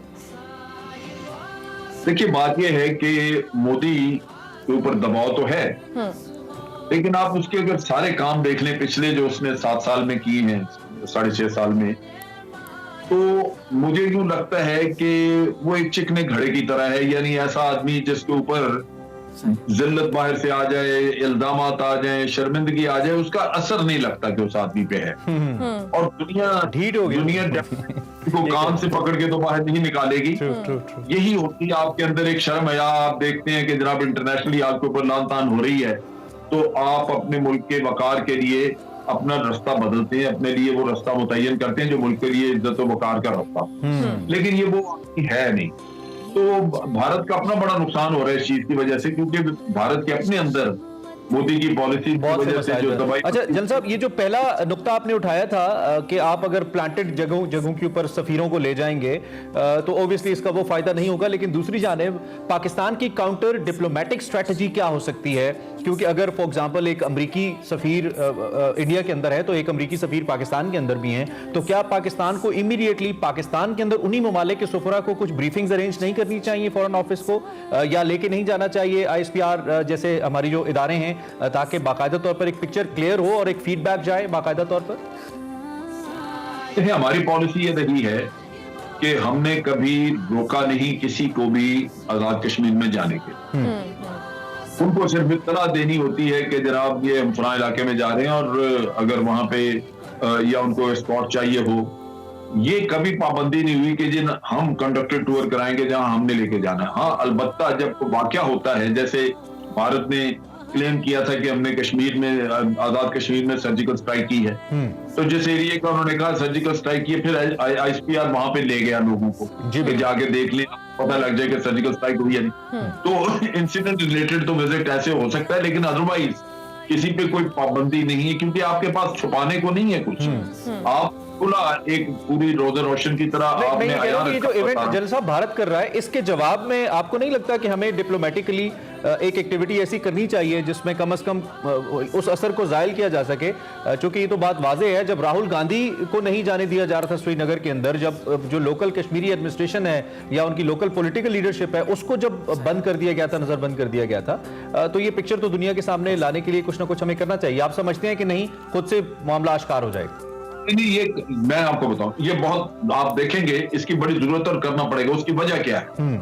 एक तो बड़ी सीधी सी बात है कि ह्यूमन राइट्स के वायलेशन बेतहाशा हैं, और हमें दुनिया को तवज्जो दिलानी है, हमें दुनिया को बताना है कि ये जो आपके आई वॉश किया जा रहा है ये दुरुस्त नहीं, हम नहीं कबूल करते। ये असल हकीकत ये है कि यहाँ पे फैक्ट फाइंडिंग मिशन जाना चाहिए। एक तो ये है। दूसरा, आप देखेंगे कि कल जब लोगों को ब्रीफिंग वहां दी जाएगी तो मलबा पाकिस्तान पे डाला जाएगा, बावजूद इसके कि कश्मीरी एक वहां पे जद्दोजहद अपनी कर रहे हैं जो इंडिजिनस है, और वहीं लोग बेचारे शहीद होते हैं, वहां दफन होते हैं। तो कहा यह जाएगा कि पाकिस्तान के सिक्योर यहाँ पे हैं, लॉन्च पैड्स हैं, वहां से ये लॉन्च करते हैं, वो यहाँ आके ये करते हैं, वो करते हैं। ये आप देखेंगे कि ये कहानी आएगी, जिसके लिए पाकिस्तान को लाजमन अपना केस दुनिया में लेके जाना होगा, दुनिया को बताना होगा, और ये बड़ा जरूरी है, वरना इल्जाम तराशी आपसे होती रहेगी। ठीक हो गया। अच्छा अंजू साहब, चूंकि हम बात कर रहे थे अभी अपने आज़ाद कश्मीर के हवाले से भी बात की कि वहाँ पर कश्मीर प्रीमियर लीग का इनेकाद हो रहा है, किस तरह से एक मैसेज जाएगा पॉजिटिव? अगर हम आज़ाद कश्मीर में तफरीह सरगर्मियों से मुतालिक बात कर रहे हैं तो इससे पाकिस्तान के मौक़िफ़ को तायद कितनी मिलेगी और कितना एक पॉजिटिव इम्पैक्ट जाएगा? देखिए, ये पाकिस्तान हमेशा कहता रहा और हमारी सोच यही है कि जो कश्मीरी इधर हैं आज़ाद कश्मीर में, उनके ऊपर ना तो कोई पाबंदी है और ना ही उनमें कोई ऐसी सोच है जहां वो ये सोचते हों कि हम पाकिस्तान से मुतमईन नहीं। उनको पूरे पाकिस्तान में खुली आजादी है, जहां जी चाहे जाके प्रॉपर्टीज लें, कारोबार करें, काम करें, और फिर अपनी रिहाइश अगर वो आजाद कश्मीर में रखना चाहते हैं तो वहां भी रखें। तो उस लिहाज से जब आपने एक ऐसा माहौल रखा हुआ है जहां आपके पास उन लोगों की गुडविल और वफादारी मौजूद है, तो आपको डर किस बात का। हम ये कहते हैं कि जिसने भी जाना जाए।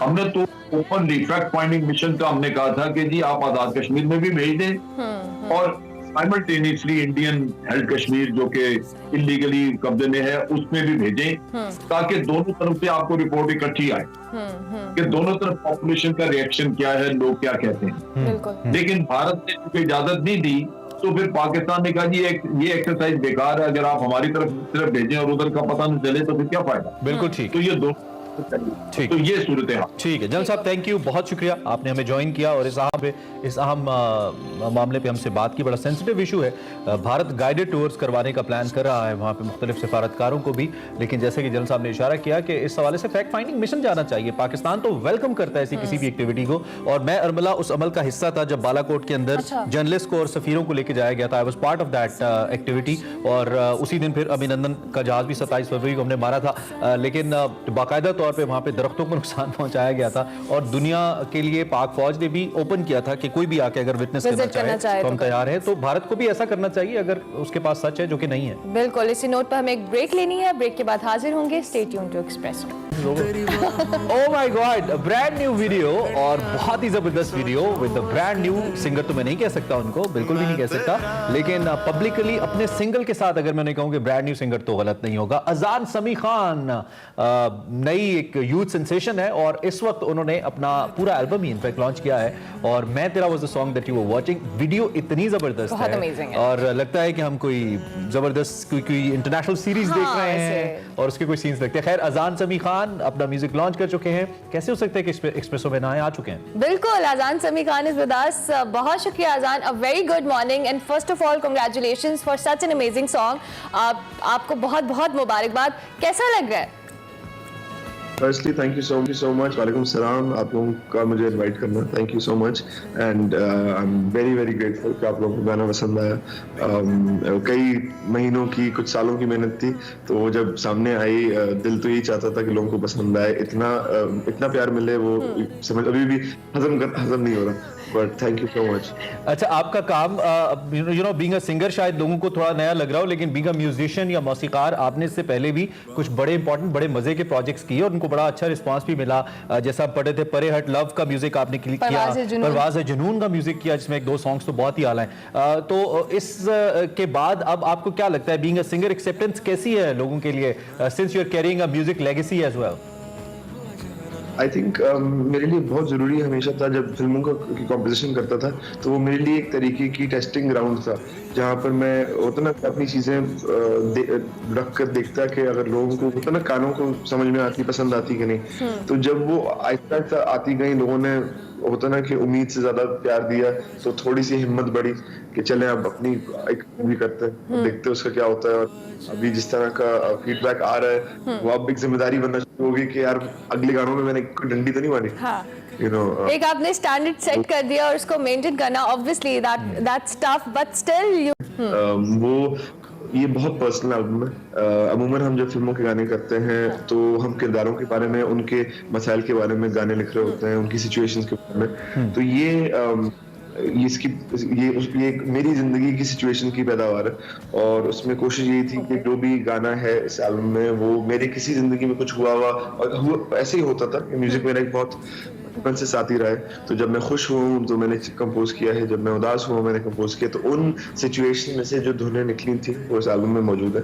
ये जो गाना है स्पेसिफिकली मैं तेरा, ये उस वक्त, ये उस फीलिंग के बारे में जो हम सब महसूस करते हैं जब हम पहली बार किसी से मिलते हैं जिनको हम पसंद करते हैं। तो वो जो पेट में बटरफ्लाइज घूमना शुरू होती हैं, वो जो कि नजरें नहीं मिल रही होती, वो जो ऑकवर्ड हरकतें आप शुरू कर देते हैं और आप कहते हैं कि नहीं मैं तो नॉर्मल हूँ, मैं तो ठीक हूँ, यू नो। अच्छा, अब सिंगर्स के हवाले से होता है कि लोग रिलेट करना शुरू कर देते हैं आपके वॉइस टेक्सचर को लेकर या आपके सिंगिंग स्टाइल को लेकर कि ये नॉर्मली मेलोडियस गाने गाते हैं या फास्ट गाने गाते हैं। आप being a singer, not being a musician, किस किस्म एज अ सिंगर आप किस इमेज के साथ जाना चाहते हैं कि लोग आपको जाने, एज अ मेलोडियस सिंगर? और इन फ्यूचर हम देखेंगे कि अजान बहुत सारा कमर्शियल म्यूजिक कर रहे हैं, फ्यूचर क्या नजर आ रहा है आपको? देखिए सर, मैंने कभी ये नहीं सोचा कि मुझे क्या इमेज क्रिएट करना है। कोशिश होता है कि अच्छी तरह जो भी चीज़ है वो तमीज से गा ले, लेकिन जिन सिंगर्स को मैं हमेशा लुकअप किया है, लुकअप करता हूँ, मेंटोर समझता हूँ। उन्होंने कभी भी अपना रिस्ट्रिक्ट नहीं किया म्यूजिकली। उन्होंने हर किस्म की चीजें गाई हैं। चाहे अगर मैं पुराने वक्तों में जाऊं तो किशोर कुमार साहब हो गए, रफी साहब, उस वक्त जाऊं, इवन मैं जो हम सब के जो बड़े उस्ताद हैं, उस्ताद नुसरत फतेह अली खान साहब, उनको भी अगर हम देखें ना, चाहे वो कव्वाली का जॉनर हुआ, उन्होंने हर किस्म और अपना बना के गाया। अगर हम आजकल आते हैं, अपने वालिद का मैं नाम इसलिए नहीं लूंगा क्योंकि वो एक अंडरस्टूड बात है, लेकिन अगर मैं आजकल भी देखूं जिनको मैं एडमायर करता हूँ, आतिफ भाई हो गए, राहत साहब, खान साहब हो गए, तो इन लोगों ने कभी भी अपने आप को नहीं किया, उन्होंने हर किस्म की चीज गाई, हर चीज को ट्राई किया है, हर जॉनरा ट्राई किया। अजान, चूंकि हम आपकी मौजूदगी से फायदा उठाएंगे, आप सुबह सुबह में ज्वाइन कर रहे हैं, आपका गाना है और हम आपसे कहें और फरमाइश ना करें, और ये हमारी आदत है। हाँ, हम तो फौरन से तैयार हो जाते हैं ना सुनने को, तो आप प्लीज कुछ गुनगुना दें हमारे देखने वालों के लिए। बिल्कुल बिल्कुल। मैं तेरा हुआ जा रहा हूँ, बस तेरा हुआ जा रहा, तेरी आंखों में जो डूबूं, तेरी बाहों में जब झूमूं, सारी घड़ियां रोक के सोचूं इस कदर, मैं तेरा हुआ जा रहा हूँ, बस तेरा हुआ जा रहा, मैं तेरा। वाओ, मुझे लगता है कि जो एक छोटा सा, बल्कि छोटा सा तो नहीं, बहुत बड़ा एक गैप क्रिएट हुआ था जब से अदनान समी साहब के गाने नहीं आ रहे पाकिस्तान में, अब वो गैप शायद वो आपकी आवाज से पूरा होने जा रहा है और वो मेलोडियस आवाज हमें महसूस हो रही है। It's great to hear you Azaan. और अपने जो देखने वाले हैं, जो फैंस हैं आपके, उनको आप क्या कहना चाहेंगे for your future music? Sir मैं बस ये कहूँगा कि थैंक यू, आप लोगों ने इतनी इज्जत दी, इतना प्यार दिया, और मेरी कोशिश रहेगी कि आप लोग जो मुझे थोड़ा सा वक्त देते हैं मेरे गाने सुनने में, मैं वो वक्त आप लोग बेहतर से बेहतर कर सकूं, और बहुत सारा प्यार। अजान, अब चूंकि अभी हमने आपसे पहले भी बात की थी, वीडियो में you are looking too good माशाल्लाह, हम आपको एक्सपेक्ट कर रहे हैं कि आप कभी एक्टिंग ट्राई करेंगे सिंगिंग के साथ साथ? आई थिंक अगर कोई सही चीज आए तो जरूर, लेकिन उतनी ही फोकस और पुरजोशी के साथ होगा जितना म्यूजिक ने दिया है। ऐसे कभी भी नहीं करूंगा कि वैसे do you think you are good actor? Because आपकी जीन के अंदर तो है, अम्मा की तरफ से भी, अब्बा की तरफ से भी, तो आपको लगता है कि आप करेंगे आने वाले वक्त में? अगर थोड़ा बहुत है भी तो बहुत तराशने की जरूरत है। अच्छा, वी डोंट थिंक सो। हमें लगा है कि बहुत जबरदस्त आप लग रहे हैं और बड़ा अच्छा, आपके एक्सप्रेशंस वगैरह भी बहुत कमाल थे। Thank you much. बस कोशिश करेंगे, और अपनी तरफ से अगर करूंगा तो फिर डंडी नहीं मारूंगा, सही से करूंगा, वरना नहीं करूंगा। Thank you so much Azaan Sami Khan for joining us early in the morning. Studio में आए कभी हमारे, इंशाल्लाह we would love to have you in studio. Wish you a very best of luck कि आप इतना अच्छा म्यूजिक इसी तरह से हमें देते रहे और सुनते रहे और आपको बार बार इनवाइट करते रहे। बिल्कुल, thank you so much for joining us. This was अजान समी खान। आप यकीनी तौर पे इनका म्यूजिक सुन सकते हैं और अब तक तकरीबन 3 मिलियन लोग देख चुके हैं इनके वीडियोस। इसी नोट पर हमें एक ब्रेक लेनी है, ब्रेक के बाद हाजिर होंगे। एक्सप्रेसो में बहुत कुछ है, stay tuned to Expresso. Welcome back to Expresso. और एक्सप्रेसो में हम कोशिश करते हैं हर ऐसे मौजू पे बात करें जो कि आपकी दिलचस्पी का है, और अब जो मौजू है वो खवातीन की दिलचस्पी का थोड़ा सा ज्यादा है, लेकिन ताल्लुक मर्द हजरात से भी उसका उतना ही है। हम आपकी स्किन केयर की बात करने लगे हैं। बिल्कुल, और स्किन केयर लगता है कि सिर्फ खवातीन का ही मसला है, लेकिन मर्द हजरात भी इस मसले का शिकार होते हैं और हर कोई खूबसूरत नजर आना चाहता है। हम बात करते हैं, लेकिन बदलते मौसम के साथ साथ हमारी स्किन में भी बहुत सारी चेंजेस आती है। बहुत सारे लोग अपनी स्किन को उस तरह से कह लें इग्नोर करते हैं, उसका ख्याल नहीं रखते, चाहे वो हम किसी भी तरह की कोई भी क्रीम का इस्तेमाल कर लेते हैं। एग्जैक्टली, और फिर ना हमारी कोई नाइट टाइम रूटीन होती है कि हमने अपनी स्किन को प्रॉपर्ली क्लेंस करना है, क्या मसाइल होते हैं। इस सारी जो है इश्यूज, इनको हम डिस्कस करने वाले हैं। हमारे सभी हम नाम डॉक्टर हैं, doctor Urmila Javed skin specialist है, उनको वेलकम करेंगे। इस्लामाबाद स्टूडियो से हमें ज्वाइन करिए। Very good morning doctor Urmila, कैसी हैं आप? थैंक यू वेरी मच, बहुत शुक्रिया आपके इनवाइट करने का, और मैं बिल्कुल खैरियत से हूँ। अच्छा डॉक्टर अर्मिला, नॉर्मली हम बदलते मौसम की बात करें तो स्किन के क्या क्या इश्यूज हैं जो हमें एड्रेस करने की ज़रूरत है, या हमें अपने स्किन का इस बदलते मौसम में किस तरह से ख्याल रखना चाहिए? देखिए मौसम जो है वो जब सर्दी से गर्मी की तरफ जाता है तो भी एक बहुत बड़ा चेंज आता है, क्योंकि हम सर्दी की रूटीन फॉलो कर रहे होते हैं, बहुत ज़्यादा मॉइस्चराइज कर रहे होते हैं, बहुत ज़्यादा क्रीम्स का इस्तेमाल हो रहा होता है। लेकिन ऑल ऑफ अ सडन जब वेदर चेंज होता है तो हमें ये अंदाज़ा नहीं होता कि स्किन को उतना ज़्यादा शायद क्रीमों की ज़रूरत नहीं रही है। लेकिन जब हम अप्लाई करते रहते हैं तो हम एंड अप करते हैं या तो एलर्जीज़ की सूरत में और या फिर पिंपल्स और एक्नी निकलने लग जाती है। जो टीनेजर है या जो यंग बच्चे बच्चियाँ हैं या जो ऑफिस गोइंग लोग हैं, जब वो उसी तरीके से अपनी रूटीन रखते हैं जो उसने विंटर्स में रखी हुई है तो और उसी को वो फॉलो कर रहे होते हैं, तो स्प्रिंग जब आता है तो उनको फेस करना पड़ता है एक्नी, खास तौर पे माथे के पास और जो चिन एरिया है, चीक एरिया है, जहाँ पर बहुत ज़्यादा ऑयल वैसे भी बन रहा होता है। दूसरी चीज़ ये है कि बहुत ज़्यादा जो एक सफाई का ख्याल रखना चाहिए वो लोग नहीं रख रहे होते हैं, क्योंकि डर रहे होते हैं कि स्किन ड्राई ना हो जाए, ओवर ड्राई ना हो जाए, हम बस सिंपल एक दफ़ा वॉश कर लें, उसको प्रॉपर्ली क्लेंस ना करें, तो उसकी वजह से भी बहुत डैमेजिंग इफेक्ट्स होते हैं, क्योंकि आपने प्रॉपर सफाई करनी होती है स्किन को ताकि एक्सपोलिएट करे। हम जरा फोकस करना चाहते हैं ये जो क्रीम्स का इस्तेमाल है इसके ऊपर आपकी मौजूदगी से फ़ायदा उठाते हुए, चूँकि खास तौर पे मैं मेल्स के हवाले से क्वेश्चन कर लेता हूँ। मेल्स एक तो स्किन का ख्याल रखते नहीं है, हम लोग तो बिल्कुल नहीं रखते, फिर अक्सर लोग जिनकी स्किन ज़्यादा एक्सपोज होती है एज़ कम्पेयर टू खवातीन, तो उनकी स्किन का तो बिल्कुल ही ध्यान नहीं रखते। तो एक तो मेल्स खास तौर पे, और फिर जो क्रीम्स का इस्तेमाल है उनको आप किस हद तक रिकमेंड करती हैं, कैसे चूज करें एक बेहतर क्रीम अपने लिए, मर्द हजरात खास तौर पे? देखें जी, स्किन तो स्किन होती है। मैं हमेशा ये एक्सप्लेन करने की कोशिश करती हूँ कि जिल्द को जिल्द की तरह लिया जाए, ये एक ऑर्गन है बॉडी का, इसकी उतनी ही हिफाजत मर्दों को भी करनी चाहिए जितनी कि खवातीन करती हैं। खवातीन थोड़ी कॉस्मेटिकली या एस्थेटिकली ज़्यादा ख्याल रखती हैं, लेकिन देखिए एक जो हेल्दी स्किन होती है उसको केयर की डेफिनेटली ज़रूरत होती है। अच्छी खुराक की ज़रूरत है, आपको स्किन को सफाई रखने की ज़रूरत है, जिस तरह से आपके नाखूनों की, बालों की, दांतों की सफाई की ज़रूरत है, उसी तरह स्किन की सफाई की भी ज़रूरत है। तो ये मैं अक्सर जो मर्द हजरात हमारे पास विजिट करते हैं उनको हम समझाते हैं और प्रोग्राम्स में भी समझाने की कोशिश करते हैं।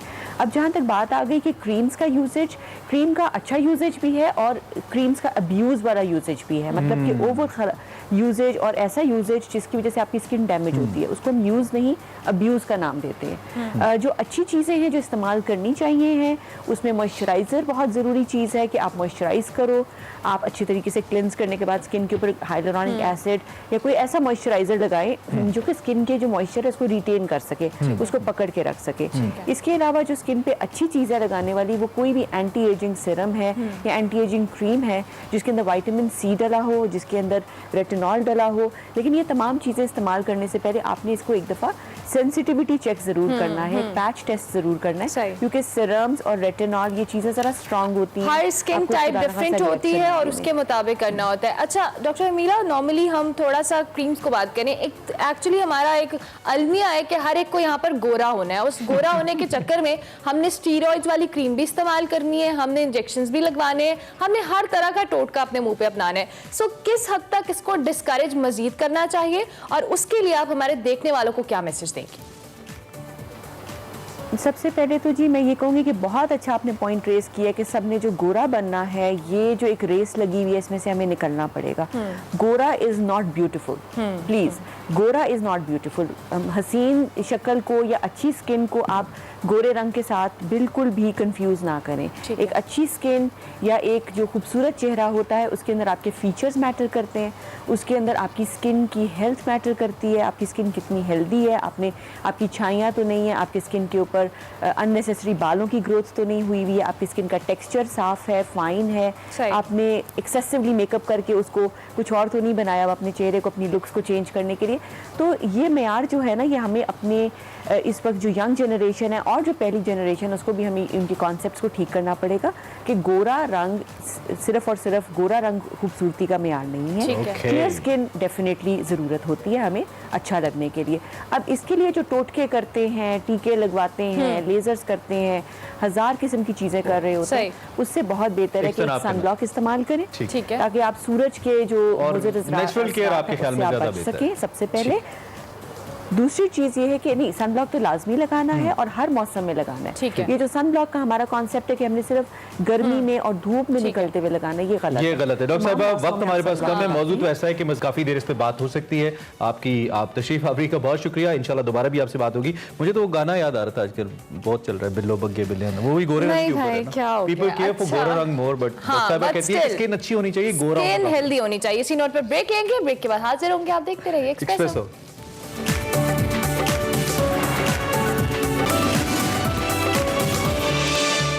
Welcome back to Expresso. Show के आखिर में हम खाएंगे शीफे का कीमा और हमसे आपसे इजाजत लेंगे। अल्लाह हाफ़िज़। अल्लाह हाफ़िज़।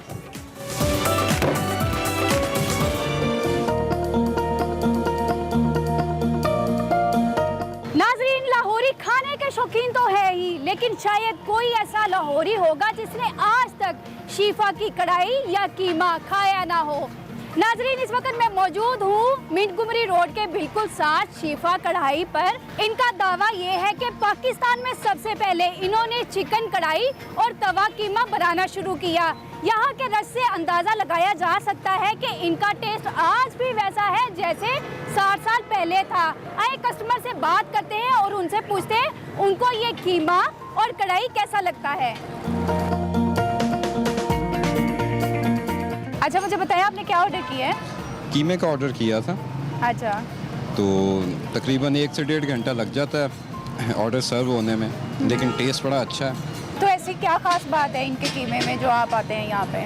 बेसिकली तो टेस्ट है, अंदरून लाहौर का पुराने जो है वो सर्व करने वाले हैं, वो उनका टेस्ट बेहतर है। आपको क्या बेहतर लगा इसमें? कहीं और से भी आपने खाया? क्वालिटी और टेस्ट बहुत बेहतर है, बहुत बेहतर है। क्योंकि बाहर से आप कीमा ये जो हम डिश ऑर्डर किया है ये हम रूटीन में बाहर से निकाल सकते हैं। अच्छा, मुझे बताएं आप कहाँ से आए हैं? हम जी लाहौर से करीम पार्क से आए जी। आप कब से आ रहे हैं यहाँ पे?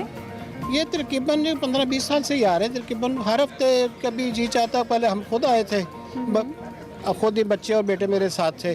अब बहू थी, बेटी थी, ये कहते खाना खाने जाना है, मैं कभी आ जाओ, तो सबको बुलाया और यहाँ बैठ के खाना खाएंगे सब मिलकर। अच्छा, मुझे बताइए आप कहाँ से आई हैं? समनाबाद से। समनाबाद से आई हैं। तो आपको यहाँ का खाना कैसा लगा? बहुत टेस्टी है। ऑर्डर क्या किया था आपने?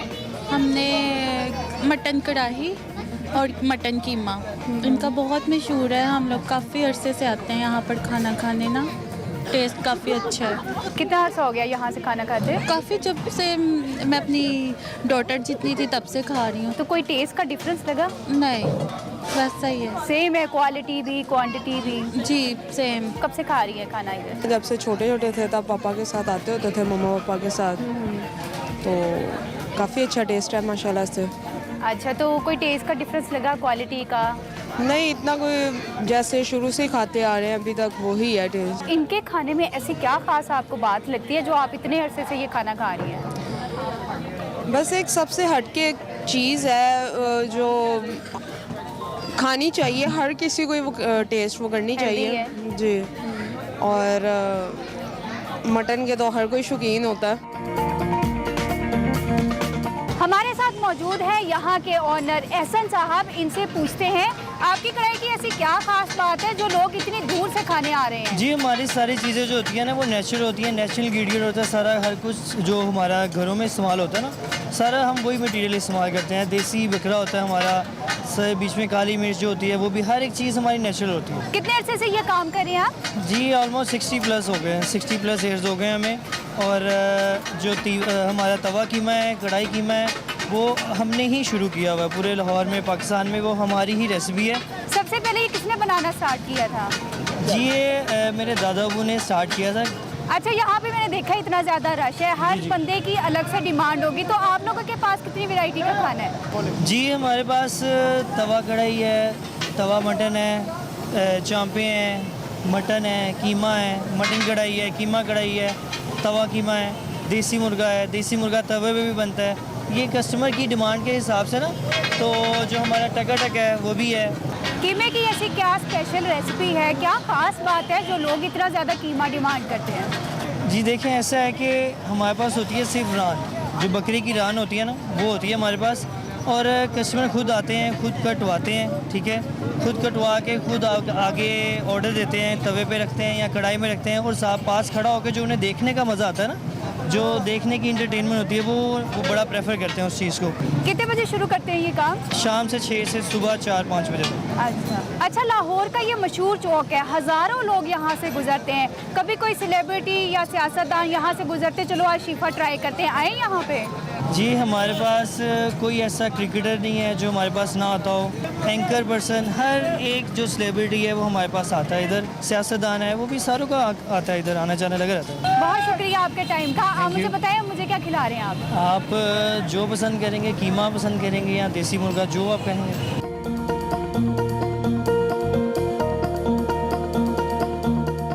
नाजरीन, मेरे लिए मटन कीमा आ चुका है जो कि देसी घी में तवे पे तैयार किया है। इसको ट्राई करते हैं।